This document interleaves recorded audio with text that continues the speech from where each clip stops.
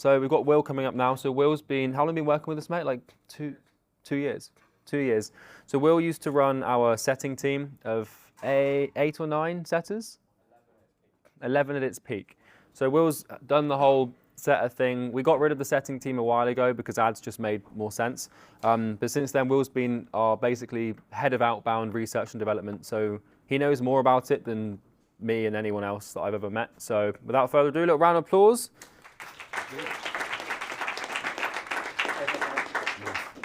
All right, floor's yours, mate. How are we all doing? Yeah. Good lunch? Right. Let's work through this. So we'll try and keep this like as quick as possible. Just go through things one by one. If you guys have questions, we'll just go through it, bounce off each other. Cool? Yeah. Nice. Right, so first things first, management daily workflow. Who asked this? Ethan. Okay. Most of your management with your setters will come from the hiring. Okay, and we'll go into hiring a little bit later. But the main things you want to be hiring for is people with charisma and consistency. Okay, and I'll show you how to hire someone who's consistent and has charisma when we get to that point. But if you're hiring well, you won't have to manage that much. Okay. One of the unwritten rules that I lived by and I swore by when I was running my setters is you do not have to be talented to be. Just talk up a little bit more, man. You do not have to be. Is this okay? You do not have to be talented to be an appointment setter. Okay. You just have to be consistent because you've got the systems, you've got the processes, they work.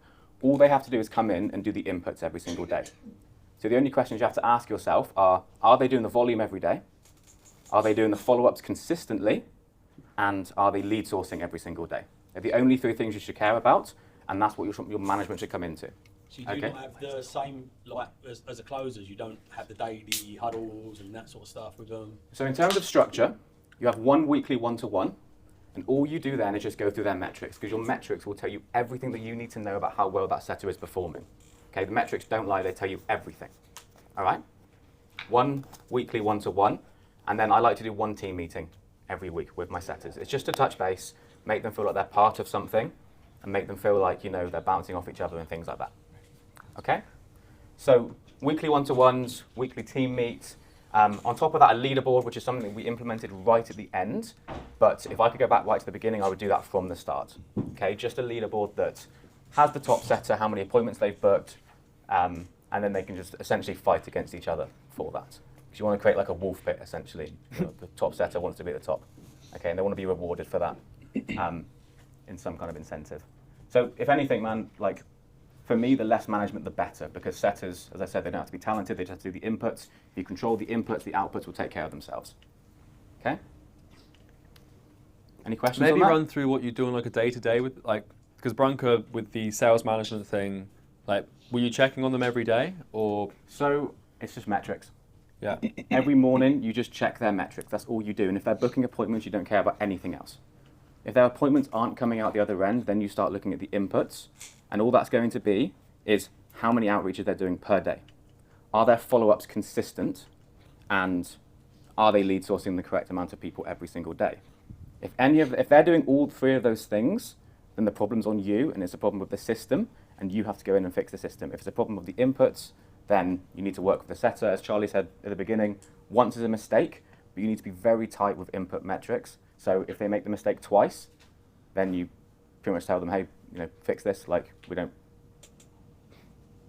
tolerate this, essentially. Then the 3rd time, I just get rid of them. What KPIs do you look for?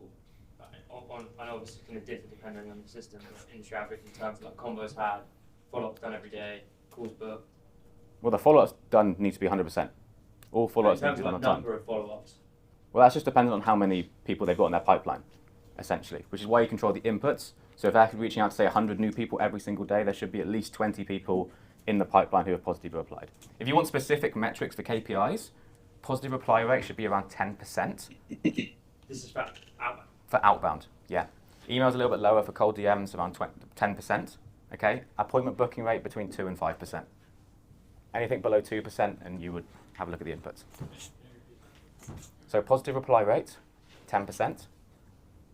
And then booking rate, between 2 and 5%, no less than 2%. And is it cold? Completely cold or like Completely cold. Completely cold. Yeah. That's the benefit of like who here is familiar with DM sorcery in the program? Okay, if you're running that and you've optimized it so you're on a platform where your niche actually hangs out, then the positive reply rate can scale up really high. What about KPIs regarding cold outreach via phone? Do you have any KPIs on that? Cold calls is a completely different game. It's the same kind of thing, like a 2 to 5% appointment booking rate. Yeah. And regarding inbound? Inbound will be higher. Inbound is just, in my opinion, is value plus consistency over time. If you're providing value to your market in the form of inbound posts, and then the setting on top of that, inbound setting, I'd say around 10% booking rate for people who actually come into the system because they've had that value beforehand. They know who you are, they've had a few interactions with you, they follow you, the booking rate's going to be a lot higher. 2 to 5%, is that based on people reached, actually Numbers dialed. died? Yeah. It should be higher on pickups. What's your turnover rate for setters? So that all dies into incentive. And I'll kind of go into that with paying, but if you're incentivizing them per appointment, for example, $40 or $50 per appointment, and their incentive is high to actually book them, they will stay for much longer. And it all comes down to the hiring as well, which we'll get into, but if you're hiring someone who actually has big aspirations and is consistent, they will stay with you. Okay? Cool. Everything for daily workflow. Sorry, one more question. What's the, as far as what's the expected daily volume per setter? We will do this at KPIs. Yeah, so I would say around 20 outreaches per platform. Okay? In terms of how many accounts you want them running, I'd say a minimum of 5 accounts for 100 outreaches per day. Unique outreaches. Everything square with that? Cool? Nice. KPIs, we've kind of covered that. Does anyone else have any questions with KPI? I think you covered it. Covered it? Cool. Paying setters is very simple. Okay, it's just per appointment. All right, you don't incentivize them per show up. This is really important because getting someone to show up is not their job, it's your job. Okay, so you pay them only on the appointment booked. Okay, there's no base pay, there's no show up, it's just per appointment, and that should be at an absolute minimum $40 per appointment. And so from day one, you don't give them any sort of like warm-up sort of period, training period from day one. So when a setter first comes on board, there will be a 2-week warm-up. Just them creating the accounts and warming them up to standard. It's in Easy Grow. We have warm-up SOPs. But those first 2 weeks with them going through the onboarding resources and then warming up their accounts. So that when the 2 weeks are done, they can start sending. And you don't pay any commission? Commission per appointment. So every single appointment they book, they get paid for that. But the commission you sell. None on the sale, no. Well, I mean, you can incentivize that, but then it just takes out of the sales rep's commission. It doesn't make sense. That's not in their control. You want to pay them for the work they're actually doing, which is setting the appointment. The argument that people have for paying them commission is that they think it will increase lead quality. They think it will increase lead quality, but it doesn't because like the setters are just as incentivized to put as much volume through as humanly possible. If anything, they'll make the leads worse because they just want to get as many through as possible because it's not within their control. Yeah. But what if they're booking like a really bad quality that doesn't have any money? Well, then it comes down to the actual conversations they're having with the prospects. I wouldn't fix that problem until you know it's arised. This is very important. So if you have a lot of setters, get a tracking sheet per setter, so you can actually see which setters are booking appointments, and then and also track the conversion rate on those meetings per setter, right? So you can attribute, okay, this setter gets 10% conversion rate on sales, and this setter gets 3. And what you do, and we did this way too late, is we had every setter, every appointment they booked, we had them provide proof on how the meeting was booked. Yeah. So as soon as you start seeing a pattern, okay, this guy's booking a lot of appointments, but the meetings aren't closing, you check out if he's taking the piss or not, see how he's booking these meetings, who he's reaching out to, and if he is, just let him go. So you almost like open the floodgates and then slowly close them. Yeah, but this is the thing, it's like, it's the same with sales reps, like there's only so much you can like prevent. Eventually you just need to keep them accountable. Yeah. If they're doing something stupid or taking the piss, punish them for it, and if they don't listen, fine. Yeah. The way we did this is we had a Slack channel called Quality Control or something like that, and then every setter would be liable to screen record every set they made, and then they would put that screen recording into this Slack channel so that Will could keep an eye on how they were setting expectations and stuff like that. Yeah. The main thing you'll come across is just prospects who say they haven't got the money, and they say, like, I'm not going to spend anything, or they might push pay and results too much. Okay, but you'll know from taking the calls that needs to be changed, and then you can make that change accordingly. But I wouldn't fix it in advance, just run it out, and then you'll know from the feedback if it's going to. Like, for example, on Instagram, sometimes you don't really know where the people are from, and it's like third country people that are used to pay. No. So if it's someone that's directly out of the lead criteria that you need, then you'll cancel the call. But you'll tell these setters this. So when they come on board, you'll say, hey, we don't take third world bookings, we don't take under 18s. And if they book them, they didn't pay for them. Do you give them a framework to follow during DM setting or outreach, whatever? Yeah. So they will have a whole system. It's the most important thing. When you're building any kind of system, it's first foundations, and in there you build the winning system, test and iterate, and you first start hiring setters. Yeah. So when the setters come on board, they already have a system. It's why they don't need to be talented. All they need to do is just input. Yeah. All they need to do is just press the numbers every single day, and that's the only thing that you should concern yourself when assessing their performance. Is, are they doing the volume? Are they doing the follow-ups? Are they lead sourcing? If I'm doing the lead sourcing for them, should the price per appointment still be $40? I would get them to do the lead sourcing because they need to be in control of the whole system, okay? And leads are by far the most important part of that. And if shit's going into the system, then shit will come out the other end. I'm not saying that you would provide shit, but like setters need to be in control of that. I already have the leads, so I want to have a setup for the leads. What about the lead sourcing? There's no thing like that. So what system is this? Terminator Loom. Yeah, Terminator Looms is different. You won't necessarily need a setter for Terminator Looms because it's all automated, or you have someone who's managing the replies in there. Yeah, that's basically all I have. So I shouldn't hire a setter for that. You should do that yourself. What about for inbounds? So say if you're creating a post a week that drives in like call to action lead magnet style one on Instagram, do you still pay them the same even though you're driven the lead into the thing? Yeah, because it's a really for inbound, from my experience, we ran the metrics, it's a long process to get someone to book. So you get the lead magnet in, and the setter will hand it from there with a DM call to action, okay? Then from there, the appointment setter will, in my experience, go back and forth with the customer or client like 6 to 8 times before they actually book. So there's still a lot of work in there that the setter needs to do. I've never done outbound, so is that the same then? Like, is it quicker outbound than cold traffic? Outbound's quicker. Okay, that's strange. I always thought it'd be different because they're strangers. No, because outbound is literally just, it's just attention first, and then interest, and then engagement. Well, is that because they're responding to a more direct offer in outbound than just getting value on inbound? Exactly. Inbound's more value, and you have to build that value over time and build that trust until they book. Outbound is just quick. So you have someone here who's just like, they don't know anything about you, they're just cold, they're like scrolling through TikTok, you know, they don't know you, then they get a DM from you. You just get their attention, that's all you need to do for the first part, okay? And then you build that interest up in the form of your stimuli. So that's in the form of like the body copy you send, the objection handling, VSL, ads and stuff like that. And then, you know, you might get an engagement in the form of like a positive reply, then more interest on a VSL, then engagement, saying yes, I want to book a call, more interest, and then they'll book in with the engagement here, essentially. If that makes sense. There's another person here who's booked into your calendar. Okay? Sorry, well, we have one particular situation with the payment facade. Yep. We close 50% of all deals. Okay. That's good. We don't schedule many calls. How do you manage the payment of the sets? Do you pay them? We pay them 10%. Do you not pay them any commission? Yeah, 10%. Do you not pay them any commission on the appointment is what I mean?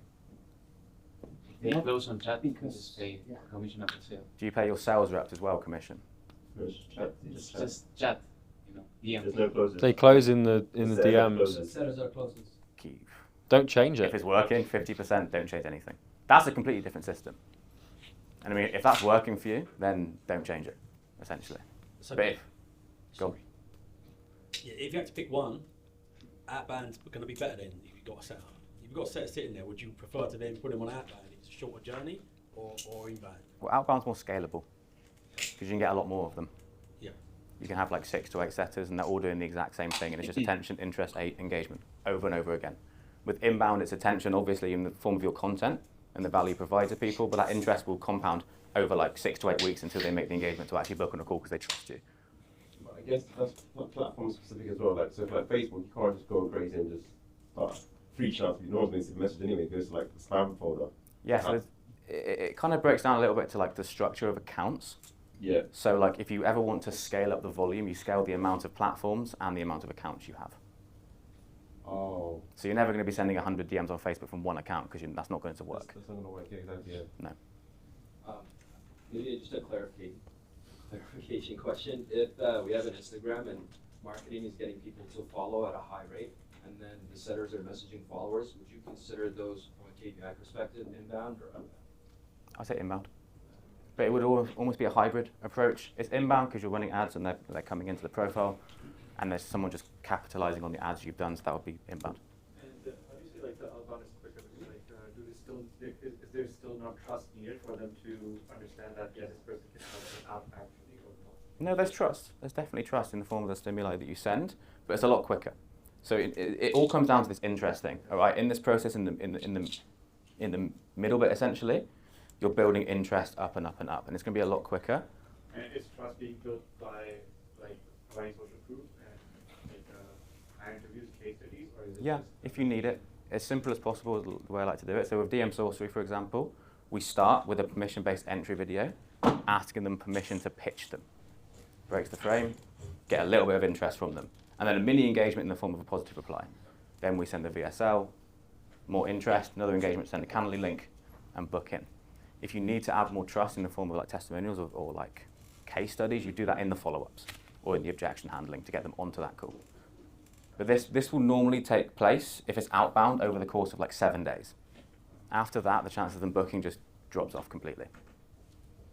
So to be able to scale in outbound, you need like setters to send from their own account.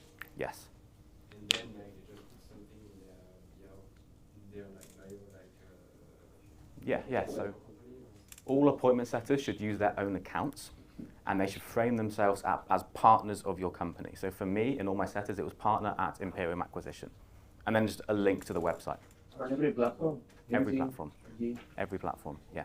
You don't pitch. Also, do not pitch in your bio. You don't say anything about what you can offer people because that lowers the connection rate.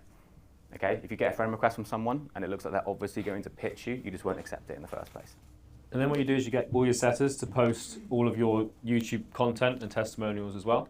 So every time we would post a YouTube video, there'd be a Slack channel where that video with a description, like with a post description, would go to the channel. All the setters are in there. They'd copy and paste it onto their profiles, just so if someone checks their profile, they can see testimonials or results or videos.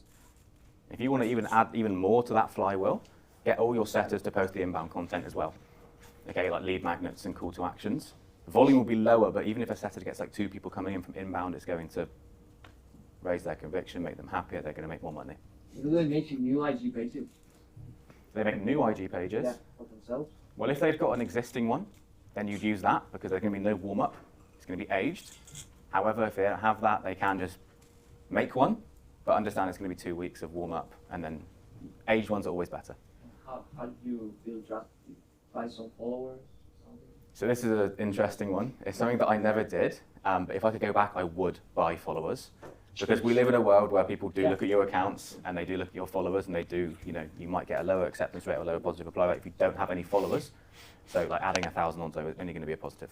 Could there be resistance from their side that, hey, I don't want to mess with my account, my profile ID or something like that? Well, they just make one then. They just make one. They're going to be messing with the account anyway by doing outreach on it. Yeah. Sorry, No, you. do you have a specific area of the world that you prefer to hire setters from? Yeah, this is an interesting one. So who to hire? I guess we've done paying setters now. Everyone clear? Cool. Who to hire? One other question. What's the maximum you can pay per appointment? Yeah, like, you said 40 minimum? 40 absolute minimum, but the more you pay them, the more incentive they've got. And the more you incentivize them, the less you have to manage them. Is there a difference between DM outbound and You were cooking as well, mate. Is the cold call Should be the exact same. Exact same. Should be the exact same, yeah. How do you do quality control? In what aspect? Of the appointments coming in? Yeah, but they book only shitty appointments. We don't fix that problem until it arises. What's the Slack channel? The Slack channel. So like I explained this a second ago, where we have a Slack channel and then all the setters have to screen record all their sets on their phone and then put that screen recording in to that Slack channel so that you can keep, so it's impossible to check them, but if there is one setter where it keeps occurring, then you can, like we have one guy who, none of his calls were converting, so I just downloaded all of his screen recordings and just went through them all, and he was just saying like one or two things that was just so out of process, and then he corrected that and it was fine. Yeah. And then that way, with the quality control thing, is it's more preventative, because if someone knows that they could be looked at, they won't do it. Is there something they say at the end of each day? Every single time they get a booking come through, it was standard operating procedure to just screen record the conversation they have with the prospect and then post it in the channel. Yeah, they could do it end of day. That'd be okay. Yeah. Yeah. All good? Is the payment monthly, weekly? Monthly. Okay. Thanks. Monthly. That's what we did. Yeah. It worked. So who to hire? This is a big one. The main two things, they need to be consistent and they need to have charisma. Where to hire, just normally where your niche, where you're targeting them, but they have to have good English speaking skills. I like UK setters. I've never had anything go wrong with hiring setters from the UK. I'm from the UK, so that's probably why, but if you're in the US or something like that, it would make sense to go there. Avoid VAs. Don't hire like VAs or like anyone from like the Philippines to do it, because the incentive isn't there for a start and they're just not going to manage the system properly. Okay? So who to hire? UK, good English speaking skills. They need to be consistent, and this is the biggest thing. This ties back into the thing I said right at the beginning. To be a setter, you just have to be consistent and do the inputs every single day. How do you find someone who's consistent? So I would hop on a call with them. For a start, I did all of my hiring of setters, I cherry-picked them. So I'd go out and I'd find agency owners between the 0 to 1K per month mark, okay? Effectively, I'm looking for people who have seen like a video from Charlie and they work a normal job, or they've seen like a video from Iman or something, and they want to earn online money and they want to start an agency, but they haven't taken that step yet. From there, they've got the why of why they want to earn money and they want to pretty much transition into running an agency at some point. And I reach out to them and say, hey, are you interested in earning like 1 to 3K per month online? Hop on a call with them, and then I judge the consistency of them by asking them what hobbies they have in their personal life. This is the big one. The main thing you want to find is they are consistent in something in their personal life that will then seep over into doing outreach. So for example, if they go on a call with you and they say, oh, I did boxing for 2 years, and then I did Muay Thai for 3, or did boxing for like a year, Muay Thai for a year, then I did a drop shipping business, then I did this and that, and affiliate marketing. That tells you that this person is inconsistent, and they're going to come into something, do it for a little bit of time, then transition out of it immediately.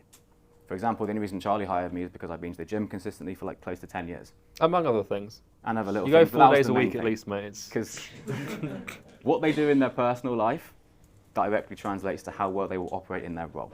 Okay? So in terms of who to hire, UK good English speaking skills, consistency in the form of a hobby they do, and then I cherry pick them. I like agency owners, honestly, like agency owners in the very early stages. Honestly, if any of you have got even a tiny audience on Instagram, if you just put a story up, it could be anyone. Like anyone, it could be like a middle-aged woman who just wants to make some extra money online. Yeah. Like, they're not hard to find. They're so easy to find, in fact. Yeah. Any more questions on hiring setters? I won't put myself. How much, like, what kind of availability are you looking for? Like, how available, how much stuff can they have going on in their life? My best performing setters were full-time, which is why I went for the agency owners who were very early stages, who didn't really have an agency. They just had an idea and they wanted to change their life and they wanted to get into the online space. So I was looking for full-time setters, and they always perform the best. What would be a minimum? Minimum time, Yeah. an hour per day per account, so I'd say around 5 hours per day.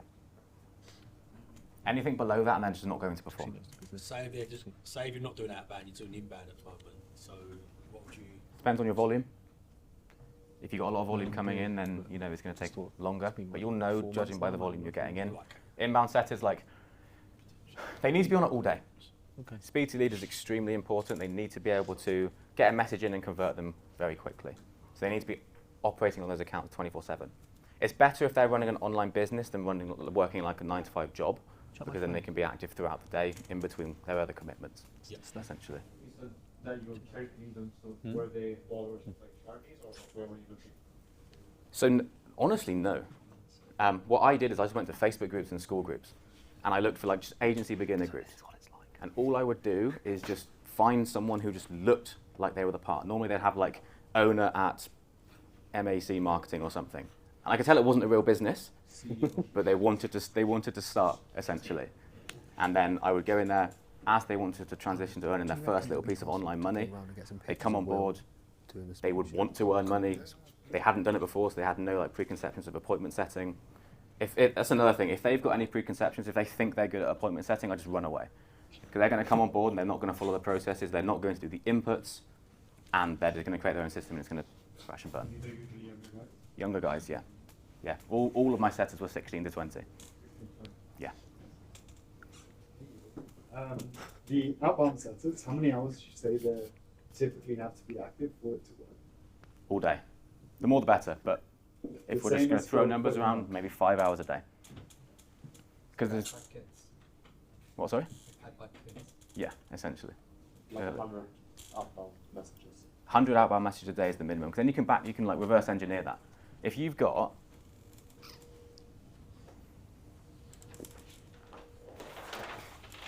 How did you do it so easily? Biceps, mate.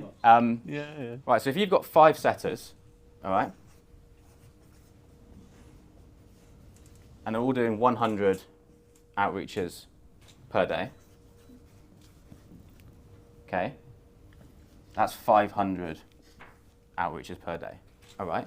And if they just have a 2% booking rate on that, okay, that is 10 appointments, mate. 10 appointments per day. Per day.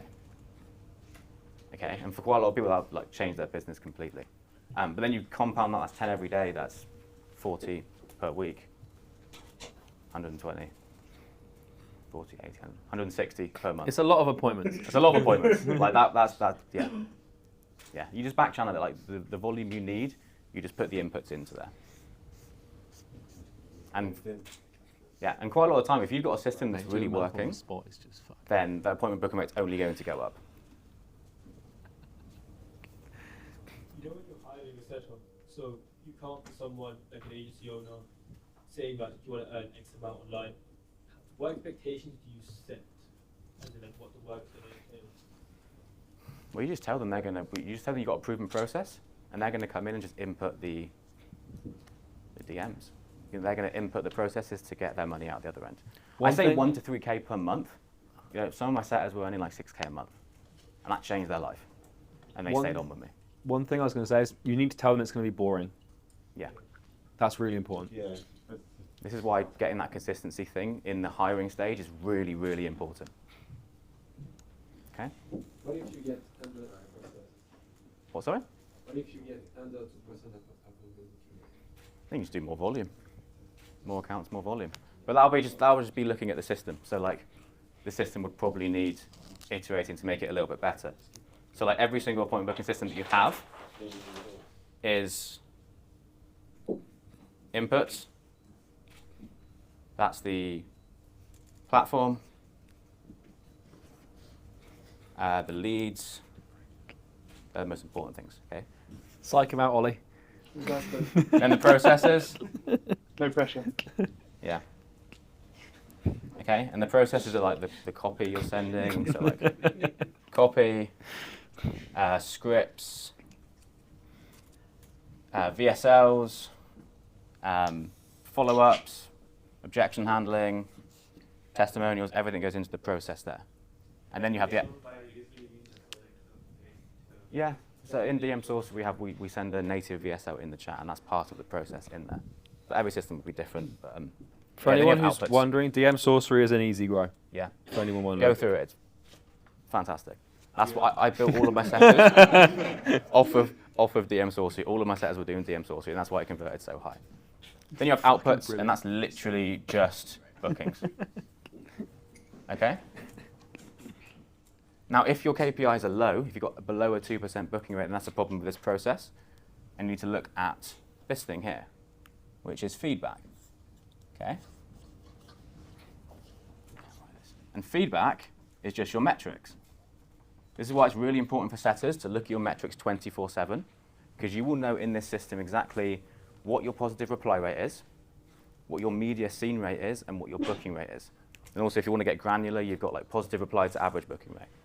You've got like loom view to positive reply. You've got all these micro metrics within this system.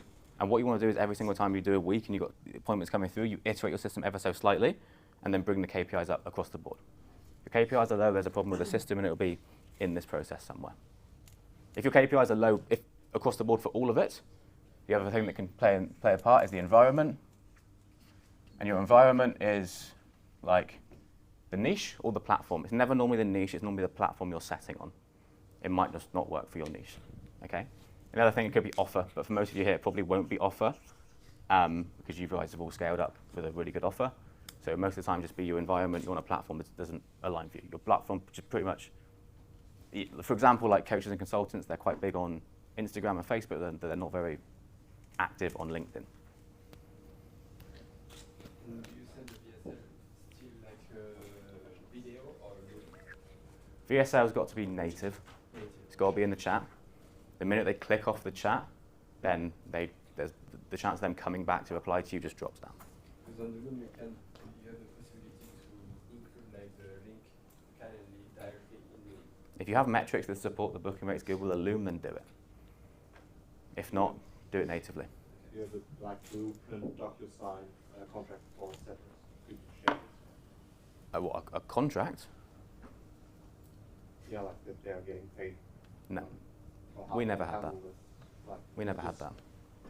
If we went back, would we introduce a contract? No. It's just like I'll pay you $50 per appointment and that's it. The inbound setter had an NDA because obviously they were on Charlie's accounts. That's important. I had an NDA because I was effectively head setter, which is important, but all of my other contractors, they didn't have any kind of contract.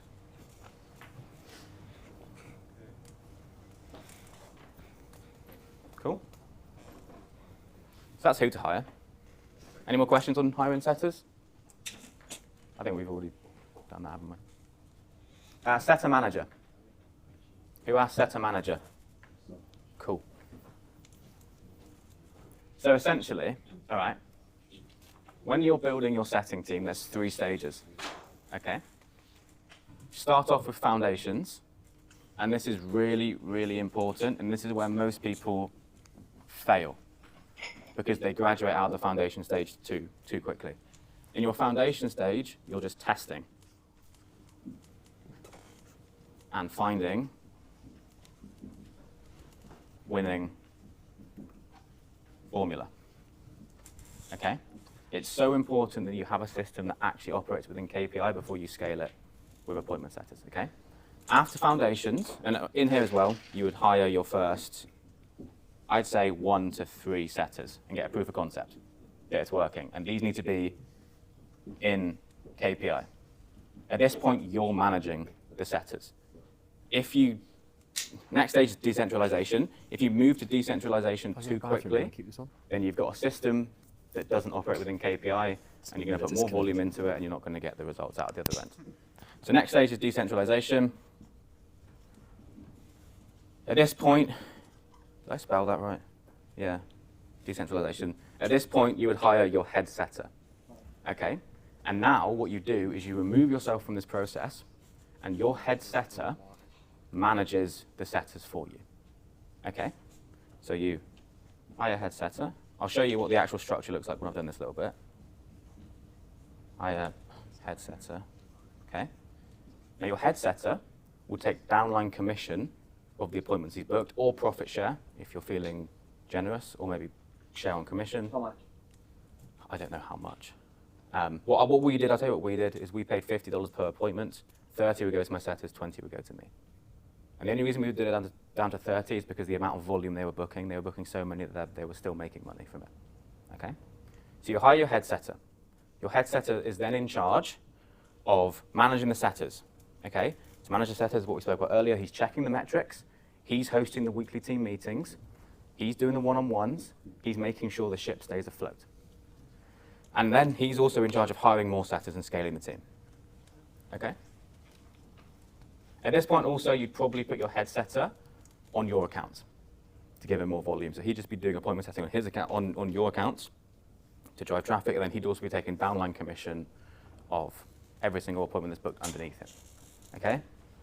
Foundations, decentralization, and then it's literally just scale. This is the point where you've got a system that is winning, you've removed yourself from the day-to-day operations of managing it, and then it's just more volume. So you don't try these systems at the first time with your accounts? Yeah, so in the foundation stage, it'll be mostly you doing the setting. With our accounts? Yeah. Or you make more accounts under your name, and then just test it. Okay? This is very important. Like, the foundation stage is where your system is built, essentially, and that's where your success comes from. If you move to decentralization and like hiring head setters and scaling too quickly and put more inputs, you're just scaling a broken system. Where do you do it? I mean, we both have IG accounts. Yeah. Or both IG accounts and LinkedIn. Yeah. Maybe. So this is, so when you're running an outbound DM system, naturally, every single niche will see better results on different platforms. Okay? So if you're running any kind of system in this foundation stage, one of the, I guess, find winning formula / platform. Okay? So you want to be testing on LinkedIn, Instagram, Facebook, Twitter, school, Reddit, Discord, everything. Because out of those, you're going to find 1 or 2 platforms that perform extremely well, and then you just double down on them. Because otherwise, if you move to the foundation stage and you're still setting on 4 different platforms and 2 of them are underperforming, you're just putting more inputs in that aren't scaling it efficiently, essentially. Specifics for the headset, I'll do like a structure here of what that would look like. So here's you. You're the CEO.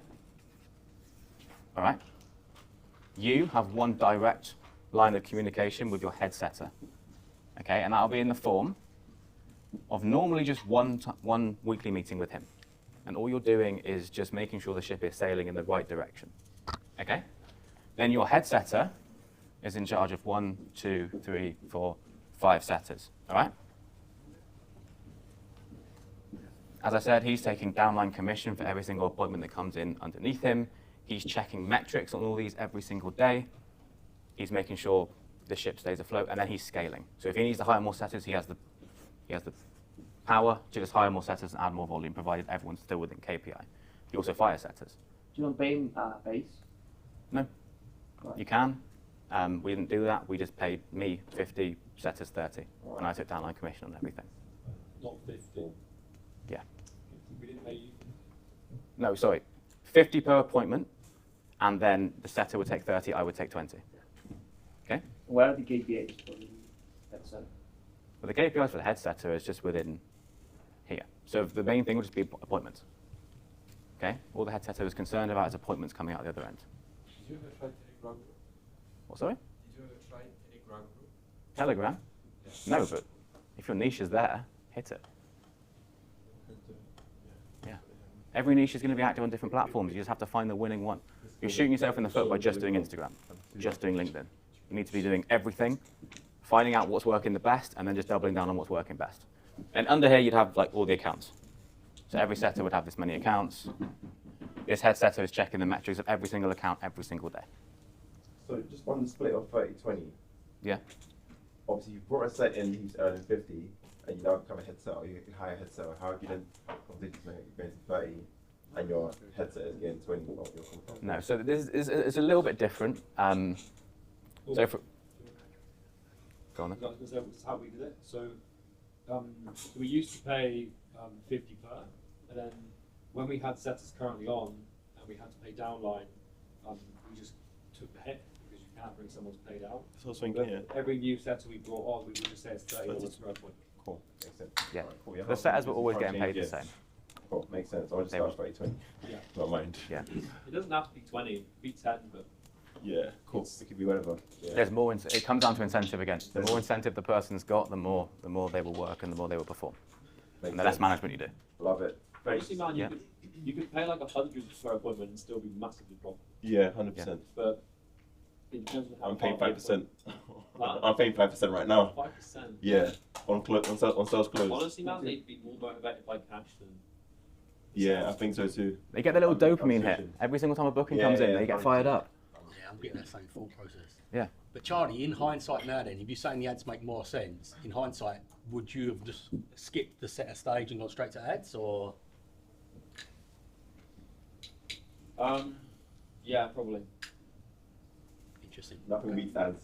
I don't know. It's not that binary, man. Like, No, it's simple. If the setters were booking calls which were converting at the same level of the ads, we'd still have a massive set. It was just for us, we just look at the data after a year and realize like, okay, it's more efficient to just do ads. But again, don't make binary rules out of this stuff. If it makes you money, keep doing it. yeah, because it might be for you that the setting calls perform better than the ads. Yeah. Just because for us it was half as good, that doesn't blanket all every other market under the sun. So just test it, I guess, then, yeah. Yeah. I think the only reason setters weren't performing for us is because we didn't have the data on how well they were converting, essentially, the set calls. If we had that data, I could have gone in there and made a lot more changes with the conversations that were being had and made it a lot more profitable. Yeah. We could reinstall another setting team just with a more refined process. Yeah. The only reason we didn't is because we just didn't have the time. Yeah. I was pushing volume hard as well, very hard. Like I did 750 appointments in my best month. Yeah, you get like 1,000 appointments a month. It's Yeah. like ridiculous. From literally 11 setters, just with a system that worked well. That's why foundations is so important. You build a winning system, and then once you scale it, just more inputs, more money. Money from outbound. From outbound, well, I would say around 500 from outbound. The other 200 were inbound or ad calls, but the other 200 would come from different things as we tested them, essentially. So the head of setter is hiring the setters on his own. Yeah. Are you doing that with everything? Like, for example, with the head of brand, would he hire on his own? Yeah, so you hire one to hire 10. Hiring's like the most time-consuming thing ever. So if you find someone that can hire for you, like if we want a sales rep, we're just like, Bronco, can we find a sales rep? And then he just goes and does it. So you give that to the heads? Yeah. Oh, Yeah. okay, interesting. So like if it's same with Will, like he'd be like, oh, I brought on 3 new setters today. I don't even know the names. Yeah. I try to decentralize myself as much as possible. Like for instances, 4 of my setters had VAs working for them, who would do just some follow-up tasks throughout the day. Don't do that at the beginning. Only once a setter is performing massively within KPI can you start outsourcing things, because the setter has to be in control of his whole system. He has to know everything that's going on. Okay? Cool. Nice. Any more questions on the setter manager, or is that all clear for everyone? All clear? Cool. Incentive and motivation, this just takes control of itself. If you're paying them enough, they will stay on board. And it comes to hiring as well. If you're hiring people who are consistent and you're paying them well, that's all you need. Okay? Any questions on incentive and motivation? All good? Nice. Right, lead management. Who said lead management? So for us, we have just a very, very big sheet where we have somebody just put in all the data. Yeah. Now because we currently only have one person who's doing opening, now we have a new person coming. I was just wondering how to manage lead flow, so one lead is not getting called 5 times a day from 2 different persons. That's a good thing. It's good. My setters would get confused. They'd always ask me how do we stop ourselves from reaching out to the same person on different platforms? But it's a good thing. But it would be the same channel. So Yeah, but the reason someone books in is completely just how they're feeling on that day. And if you reach them out on 3 different days, for a start, they're not going to remember who you are. And secondly, they're going to hear you 3 times. They'll know you're consistent. They'll know you want to actually speak to them and book them in. And then you can book them in. We used to make this joke that our setting team were just a massive group of rats that would just pester everyone. They were like a plague. Huh? They were like a plague. Yeah. If any, you probably shouldn't do this, but if any of my setters put a screenshot in of someone getting annoyed, I would just get all of my other setters to message them with the same pitch. And I'm telling you, sometimes if you give it a day, that guy might have had something going on his day. He might not have had his morning coffee. He might have been stressed out of workers, and the next day he'd be in a completely different emotional state, and he would book in. They don't remember who you are. They don't give a fuck about you. So you have never gotten any bad Trustpilot reviews No. from people who complain? No. We get Apart more from ads. Yeah, we get ads. People go on a rampage, but setters. There was one guy that made a YouTube video about our setting process or something, but that was it. That was a bad apple, though. That was one of my setters who. Yeah. That's back He did not handle that well, to be fair. No, We weren't- fired I wasn't again. controlling. He was fired very quickly. Yeah. After that. Okay. But getting by different setters, people don't, like, I mean, don't get smash or. No, they don't remember you. Like, they don't know who you are. I mean, you get Maybe they paid feel to stay sorry for small, it. right? Yeah. Yeah, but most of the time people don't even get to that stage. They just get the entry video, the first message. Yeah, like 17. As I said, like the reason someone books in with you is just completely how they feel on that day. Like you can push that in your favor by building an offer that's really interesting, but like it just comes down to how they're feeling on that day. For example, with me, like I'll get loads of outbound messages trying to pitch me stuff. Sometimes I'll just be in a good mood, and I will just reply to them just for the sake of it.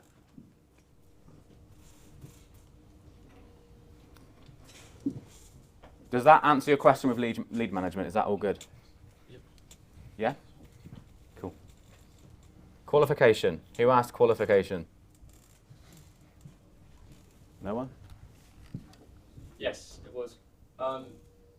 We're definitely overqualifying people in the end. Yeah. We're getting to a call, which obviously means our call volume's definitely not as high as it could be. Yeah. Where do you draw the line in terms of letting someone get on a call and being like, okay, this person doesn't have any money? Well, it just comes down to fixing that problem when it actually arises. Like, you want to get everyone on a call. My mantra was just get everyone onto a call no matter what they said. Because once they go through that sales process and they get put in the emotional state, everything changes. Right. I like to think everyone has money. Everyone can perform if they're given the right circumstances. And when they're booking, they're obviously filling out those qualification questions. Yeah. You're not looking at those, you're just like, I don't care if they said no, No. they're not going to invest. No, not unless you've done like 1,000 calls and you know for like 100% certain fact that someone in a certain location or with a certain metric of earnings doesn't convert, then you will remove that. So but you want to go for a volume. It's better to have calls with objections rather than no calls at all. Yeah, so my whole setting process right now, my setters are paid commission on closers. And I have the whole ecosystem is the setters and the closers work together. The setters are doing everything they can to tee those calls up, so it's as too easy much. as possible for the closers. It's too much. Yeah. Setters need to be in control of just booking appointments. Closers need to be in control of just closing. So Marcus, the way we did this is strip away every single qualifier you have for a month, and then try and do that for as long as you can tolerate it, and then gather all the data and segregate it by country, by age, like every possible thing that you could think of, and then get the close rate on those things. So we did this, and we found that like the close rate in Spain was like 9%. So now we don't cut those calls out because that's still tolerable, but if it wasn't tolerable, we'd get rid of it. So cut all the qualifiers away, do it for a couple of months, and then piece by piece, you start to introduce qualifying parameters. For us, country is a big one. Yeah. Country is the biggest one. We realized with South Africa, like it was like a 2% close rate. Right. No, not ads. Just setters. Like if you want to start qualifying, most people get way too detailed. It's just country. Country and age, really. Yeah. That's like the big ones. The first thing I said to look at, I said to get the data on here. Like if we just had calls from America, we'd be double the size. Yeah. Just that. That's By age, you mean like under 18. above 18, yeah. We had to when the brand started growing, we had to introduce a question saying like, we cannot legally work with you if you're under 18. Because like, as soon as the video started going viral, we just got like a bunch of like 15-year-olds, and we just, no, that's messy. Even with, just touching on, even with that question, people still book who are under, but it's going to fill them out very Yeah. In terms of like qualifying like certain countries, was it mostly like third world or like you guys have Third and second world. Yeah. So, you know, the obvious ones, the third world countries that we know just can't afford it. So like Pakistan, Bangladesh, India. It's incredibly obvious. It's literally just think of the countries that are the richest, like, and the countries that have financing. Like America's always going to be the top one because I don't know if there's any Americans here, but they just give out loans like it's nothing, right? So anyone in America can buy anything, but then you just go to the Sweden, the Switzerland, the Norway, the Holland, the Germany, the UK. It's very straightforward. And second to that, you've got second world countries like Poland, Bulgaria. Some of them are okay, some of them we cut out. It's based on the data. Qualification, everything covered? Everyone cool? Everyone happy? Nice. Platform limits. This one is getting lower and lower and lower by the year, by the month. So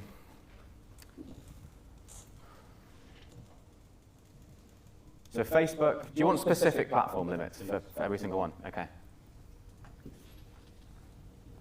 So Facebook equals 25 cold outreaches per day.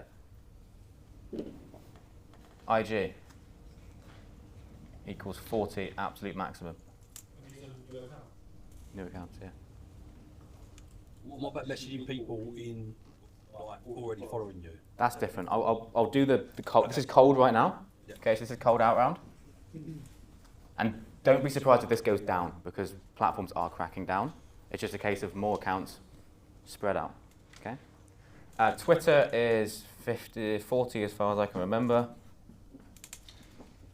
And LinkedIn is 25 again. And that's completely cold. All right? Now, ideally, you want to structure this in a way so setters or you are sending connection requests and friend requests one day and only sending these messages to people who are your friends the next day. You do not do this completely cold because you go straight to you get your account banned very quickly.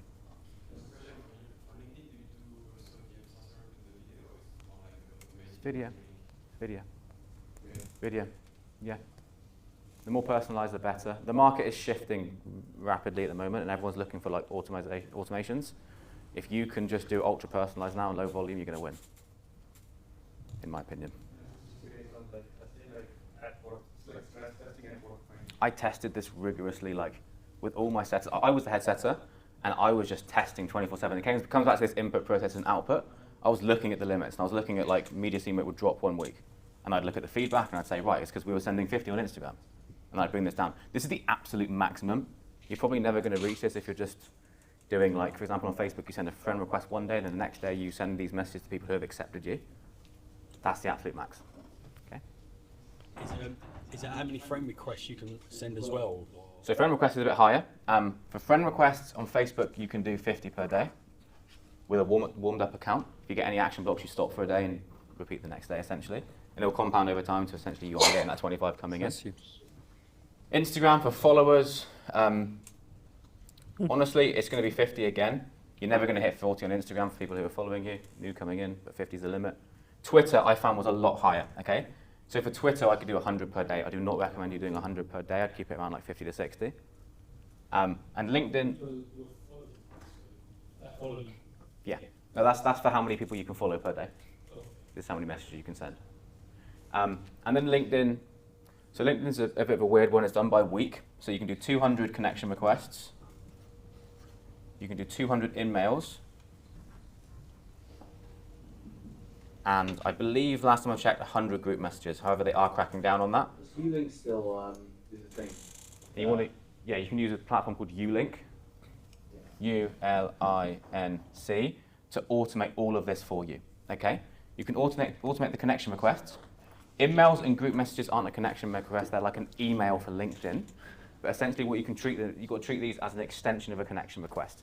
You send a message that just gets you accepted and into the inbox, and then you follow the same process of doing the DM setting from there. So you just find the setup and you go use 25 times that work on one platform. Well, every setter will have 1, 2, 3, 4, 5 accounts. Once you know what KPI, so each meant to do 100 a day, 100 pounds per day, but you only want to know one, i.e. LinkedIn. It comes down to the foundation stage. All you need to do is find 2 platforms that work for you. Then your setter will have 2 Facebook, 2 LinkedIn, 2 accounts. And then you can. It's harder, but you can. If you want the granular details of how to get 2 LinkedIn accounts, you create one, verify it with ID, your driver's license, wait 4 weeks, set up another account. So you have, for me, my name's William Thomas Selway. I'd have one account, William Selway, and I verify that with my driver's license. And the second one, William Thomas, and verify it with my passport. This is not financial advice. Yeah. You can get your girlfriend. This is another one. So if you want to go through this as well, every setter or every person can have 2 accounts per platform. Okay? If you want to scale this any further, first you scale the platform and move to like a different social media. Yeah. Or alternatively, what you can do is go for family members or like a girlfriend, someone you work with. Ideally, you've all got a big team. Get all of your reps to get their LinkedIn, get all of your like VAs, get LinkedIn accounts from them, and you scale that up. So you have like friends, family, because with these platforms, you can't just create fake accounts. You can't just have fake names because you're going to get banned. It's not going to work. They have to be real people. And you have to get creative with this. So like friends, family members, team members. And if you want to scale this any further, if you've exhausted all of these and it doesn't work, then you can buy accounts. I do not recommend buying accounts. There's services that allow you to rent accounts, which is much better. Yeah. But you can buy them. Just understand if you buy an account, it's probably going to get banned. Okay. Cool. Yeah. Just volume. Platform limits. Any more questions? Inbound's higher because you're going to just be sending to people who. Normally, the way we structure inbound is lead magnet and then a DM call to action. So in order to get the lead magnet, they have to DM you, and then it's unlimited because they're DMing you first. I've never tested it. It's high because they follow you. If they follow you first, it's almost unlimited. I would say no more than 100, but that's just me chucking a number at you, like just as many as you can, essentially. And the unlimited, is that the same if you use like ManyChat into the comments, into the DMs? I've never heard of ManyChat before. You know, when it's an automation where you say comment the word and then automatically it jumps straight to the DMs? They're a partner of that. Okay. Yeah. I guess so. As long as it follows those foundations that they're coming into your DMs and following you, then. Or messaging you first. As long as they message you first, it's fine. Yeah. Okay. As long as it needs to be. Yeah. What, sorry? Yeah? You can go hard. Yeah, with followers. So if I connected with 200 people on LinkedIn and wait them to WhatsApp, I can then do 100 outreach tomorrow, the next day. No, I'd still keep it to these limits for connections and friend requests. It's different when, if you send, it's pretty much if you're doing outbound and it requires you to send the connection request or the follow first, then you follow these limits. If that is coming in from inbound traffic, then it can be a lot higher. I wouldn't follow unlimited. Essentially it is, but keep it reasonable. Proceed with caution. Yeah. Cool. Guys, I think we might wrap it there. Yeah. Are you all happy with that? I think in terms of when to hire setters, we kind of already been through that. When it's painful. So, yeah, basically.